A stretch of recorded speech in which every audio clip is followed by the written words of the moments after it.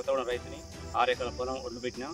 తీసుకొచ్చిన 4 రోజుల క్రితం ఒడ్డు పోసినాం 3 రోజుల క్రితం కాంటా పెట్టిర్రు ఇంతవరకు లారీలు రాకనే బస్తాలు అట్టినే ఉన్నాయి వర్షం పడి తడిచి ముద్ద ఆస్కారం ఉంది మాకు లారీలు తొందరగా సప్లై చేసే ప్లాన్ చేయాలి సార్ అని చెప్తున్నాను